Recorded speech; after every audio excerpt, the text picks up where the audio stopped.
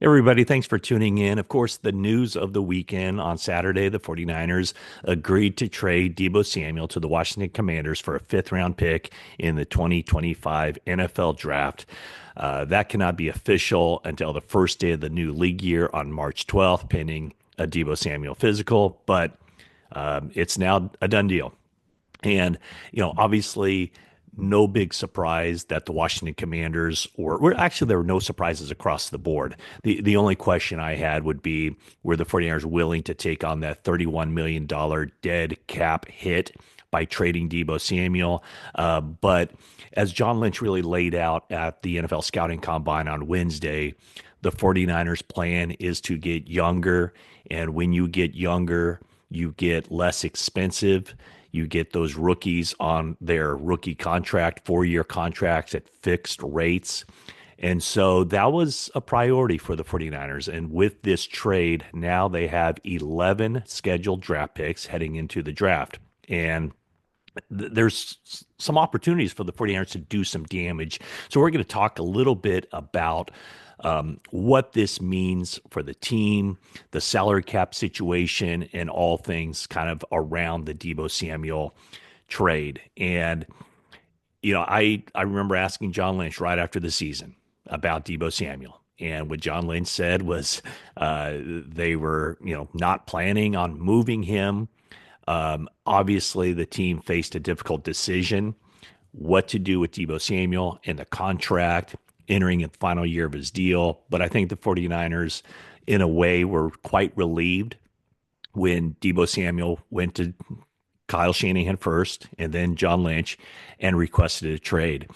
And I think you could even see from the outside that it had run its course with Deebo Samuel and the 49ers. And, I was just going through my camera roll and I posted something on Instagram, posted a short here.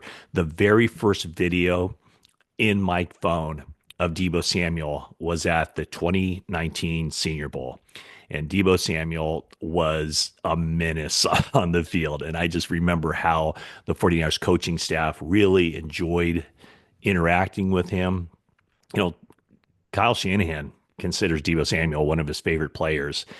He has often said that Deebo Samuel is real. Those two had a very good relationship, and that started at that Senior Bowl. And at that point, I think everybody, I mean, a lot of people were picking the 49ers. I know I did. Anytime I had a 7 round mock draft for the 49ers in 2019 with that 36 pick, I think everybody, based on what they saw from him, myself speaking, what I saw from Deebo Samuel at that Senior Bowl and how he just really seemed to click with the 49ers system, everybody had Deebo Samuel picked, kind of targeted for the 49ers at that number 36 overall pick. And John Lynch last week told me that it's one of his favorite draft picks, and rightfully so. I mean, the way it ended, the lack of production toward the end should not overshadow what was really, on whole, 6 outstanding seasons. And he was a game changer. He was a game changer in so many ways.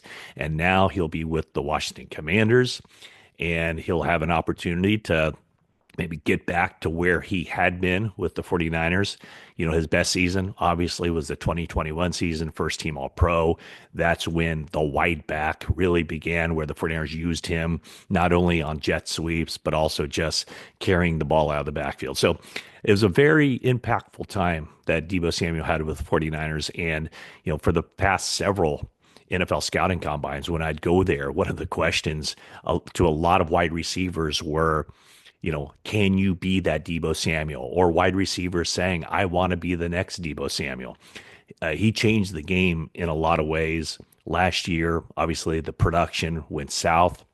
He got off to a really good start for the 49ers last season, but then, bothered by some injuries. He had the pneumonia. So, maybe there are a lot of reasons, or was it just the wear and tear of playing so hard for 5 seasons in the NFL? But, his average catches per game, that was down. His average receiving yards per game, that was down. His rushing average was way down. So, you just got the sense as the season went on, you could kind of feel the mounting frustration within him. And I think, the 49ers also saw that a guy that had made his mark in the NFL by never going down by the first would-be tackler. It seemed last year he always went down. And so we'll see if he can recapture that. But so I would say, there was a shift in attitude toward Deebo Samuel or away from Deebo Samuel, I think. And I don't know if it's real or not, but certainly online, anytime I'd post something about Deebo Samuel, 49er fans, or at least I'm assuming 49er fans, it was often negative. But I think as a whole, he was one of the more popular guys during his time with the 49ers. So let's spin this thing forward and talk about what the 49ers do now. Because I did ask John Lynch, it became very apparent that Deebo Samuel wouldn't be around. And I asked him about, what do you think of the wide receiver position group? And what he said was, I think we've got work to do. But the good thing is the season doesn't start next week. There's time. He says it's what we've been working on. They'll continue to work year round, and they had a plan in place. But that plan is fluid because it involves a lot of moving pieces. But he said we do like our guys. And when you look at the 49ers wide receiver position, basically their two best wide receivers the past 2 years have been two different guys, and neither one of them was Deebo Samuel. Back in 2023, their number one wide receiver, quite clearly, was Brandon Ayuk. He went out early last season with the ACL tear, and who stepped up? Juwan Jennings. And he was very clearly the 49ers' number one wide receiver last year.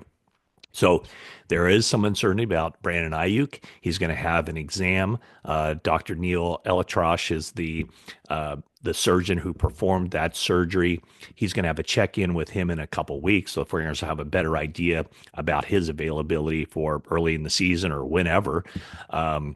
So when you look at the 49ers wide receiver position, Juwan Jennings is back, full strength, ready to go. He would start the season as the number one guy. 49ers also looked ahead a year, and that's why they selected Ricky Pearsall with the 31st pick last year. So with a full offseason for him, getting healthy, I think 49ers have very high hopes for Ricky Pearsall. And then, of course, there's Brandon Ayuk and Jacob Cowing. So I would expect them to add somebody or multiple people in free agency, whether that's a Chris Conley type or someone, who could compete for a number 3 job, something like that. And then, the 11 draft picks. By getting a 5th round draft pick from Washington, 49ers have 11 draft picks, including 8 in the top 150. They have 1 in the first round, number 11. Wouldn't expect them to take a wide receiver there. They have 1 in the second round at number 43. Maybe a wide receiver there. But now I think when you're looking at the 3rd and 4th rounds, a pick at 75, a pick at 99. In the 4th round, 3 picks, 112, 138, 139, and then the 5th rounder they pick up from Washington at 148. So 8 picks in the top 150. A lot of damage the 49ers can do with those 8 picks because it's, you're thinking offensive line, you're thinking defensive line, and now wide receiver, certainly in the mix. Not that it wasn't before. Like I said, it was kind of a fait accompli that Deebo Samuel would not be with the team when he requested that trade. And so now they have some opportunities there in the mid rounds. Okay. The downside of Deebo Samuel, trading him, I'm not sure it's really a downside. It's that they take on a $31 million hit in dead money. So when they restructured his contract last year, they kind of set up the opportunity to have him as a post-June 1 release, which would mean a lower cap figure this year with him not being on the team. And then the bulk of that money, that already paid money that hadn't yet accounted against the salary cap, would have accelerated to 2026. By making this trade now, 49ers do have an opportunity to get younger with another 5th round draft pick. The 49ers have had success in the 5th round, but it also wipes him completely off the books for the future. And with Brock Purdy, theoretically expected to get a new contract, I wouldn't expect Purdy's new deal to be a huge hit on the cap this year, but in future years it will be. So clearing Deebo Samuel off the books this year does have that advantage. Salary cap was raised nearly $24 million from last year. This year, the salary cap is $279.2 million per team. And the 49ers still, with even accounting for Deebo Samuel's dead money, according to overthecap.com, 49ers still have $34 million in cap space, and that includes dead money. Deebo Samuel, $31 million this year. Eric Armstead, $15.5 million. Charvarius Ward, $12.3 million. He's a free agent. Don't expect him to return. And then Javon Hargrave will count about $7 million in dead money. Now, with Javon Hargrave, 2 years with him, that turned out to be not a great signing. 49ers didn't get much bang for their buck. Had the injury early last season, the torn triceps. So Javon Hargrave, when he signed that deal 2 years ago, $40 million guaranteed at signing. So $24 million of that money that's already been paid out still has to be accounted for on the cap. So actually this year with a post June 1 designation on his release, the 49ers will save $2.2 million this year. So his cap figure will lower from 9.6 million to 7 million, but he will count 17 million on the cap a year from now. So that's kind of the rough look at the 49ers salary cap situation. Their draft situation, again, 1 pick in the first round, 1 pick in the second round, 2 picks in the third round, 3 picks in the fourth round, 1 in the fifth, 1 in the sixth, and then 2 in the seventh. So it's a really good draft for the 49ers.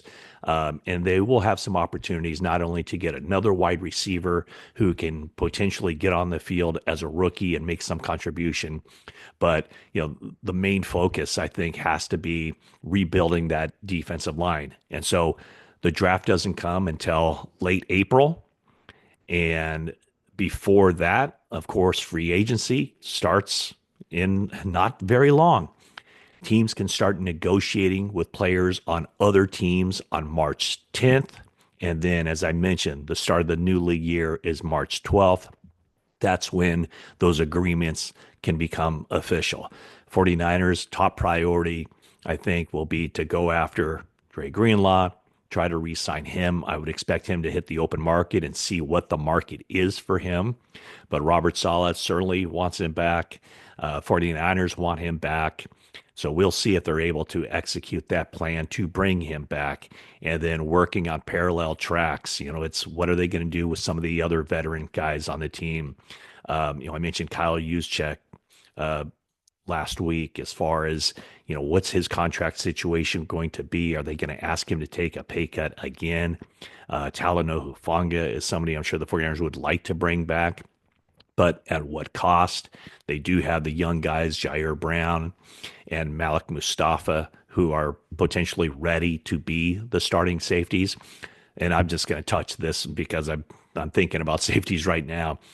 One priority for the 49ers that I thought they should have addressed, and maybe they tried, but just didn't have the right guy there. I think they need a different style of safety.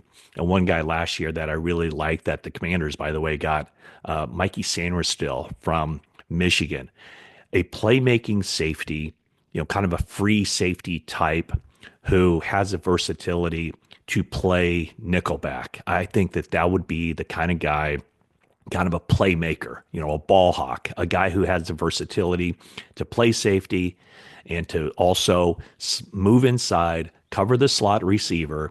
I think that's a priority. That should be a priority for the 49ers. And those kinds of players aren't first-round draft picks. They're not even second-round draft picks, but you can get a really good player like that in the third and fourth rounds. And so that's one position that I think the 49ers need to address. I haven't done my homework yet to tell you who that player could be, but that's something certainly to keep an eye on. I would expect the 49ers will not be huge players in free agency other than trying to re-sign some of their own guys. Yeah, they'll pick up a guy here and there. Maybe they'll surprise me with a big splash signing. But again, it would surprise me because John Lynch made a note. He made a point to talk about how the 49ers have been near the top of the league in spending, cash spending the last several years. They need to dial that back a little bit.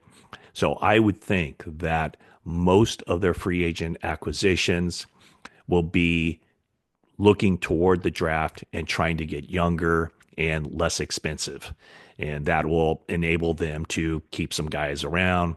Uh, that will enable them to sign Purdy to a new contract, so on and so forth. So anyway, thanks so much for tuning into this video. If you haven't already, please hit the subscribe button, and I'll be posting videos as I see fit.